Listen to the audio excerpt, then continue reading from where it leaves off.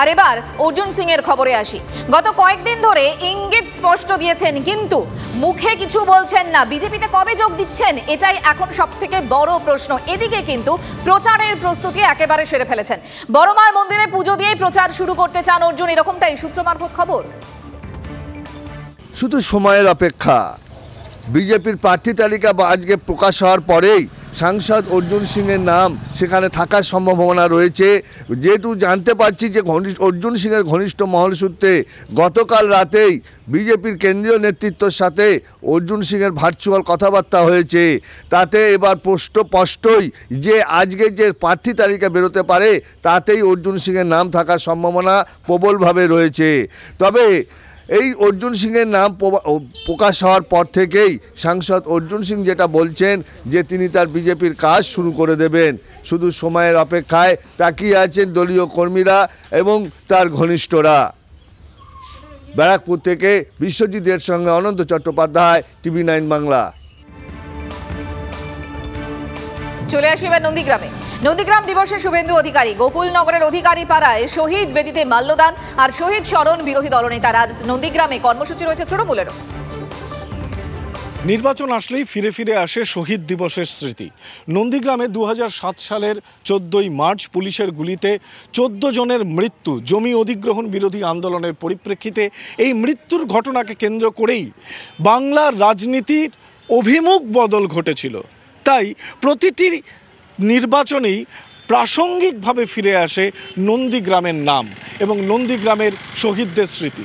নিঃসন্দেহে 2024-এর লোকসভা নির্বাচনকে সামনে রেখে আবারও নন্দীগ্রামে প্রচারে এবং পাল্টা প্রচারে বিজেপি এবং তৃণমূল কংগ্রেসের নেতৃত্ব আবারও নন্দীগ্রামের শহীদ স্মৃতিকে উস্কে দিয়ে রাজনীতির হাওয়া আবর্তিত হচ্ছে তমলুকে। ক্যামেরায় দীপঙ্কর জানার সঙ্গে সৌরভ গুহ, TV9 বাংলা, নন্দীগ্রাম, পূর্ব মেদিনীপুর। ময়নাগুড়ি থেকে লোকসভা ভোটের প্রচার শুরু করছেন অভিষেক বন্দ্যোপাধ্যায়। আজ টাউন ক্লাবের ময়দানে সভা রয়েছে অভিষেক বন্দ্যোপাধ্যায়। লোকসভা নির্বাচনের আগে রাজ্য জুড়ে প্রচারে নামছেন রাজ্যের তৃণমূলের নাম্বার 2 অভিষেক বন্দ্যোপাধ্যায়। আজ উত্তরবঙ্গের ময়নাগুড়ি থেকে শুরু হচ্ছে লোকসভা নির্বাচনের প্রচার। লক্ষ্য রাখা হয়েছে প্রায় 1 লক্ষ মানুষের সমাবেশ। উত্তরবঙ্গের বিভিন্ন জেলায় তৃণমূলের প্রার্থীরা ছাড়াও দলের কর্মী সমর্থকরা সেই সভায় হাজির থাকছেন। গতকালই উত্তরবঙ্গ সফর সেরে ফিরে গিয়েছেন মমতা বন্দ্যোপাধ্যায়, আর আজ উত্তরে অভিষেক। লক্ষ্য বিজেপির পদ্মগড় থেকে অন্তত বেশ কয়েকটি আসন ছিনিয়ে নেওয়া। ক্যামেরায় দীপায়নের সঙ্গে প্রসেনজিৎ, TV9 বাংলা।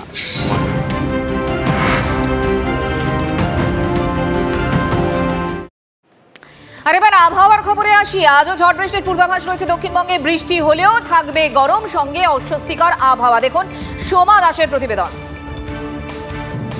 পশ্চিমী ঝঞ্ঝার কারণে আজও দক্ষিণবঙ্গের প্রায় সমস্ত জেলাতেই ঝড় বৃষ্টির পূর্বাভাস দিল আলিপুর আবহাওয়া দপ্তর।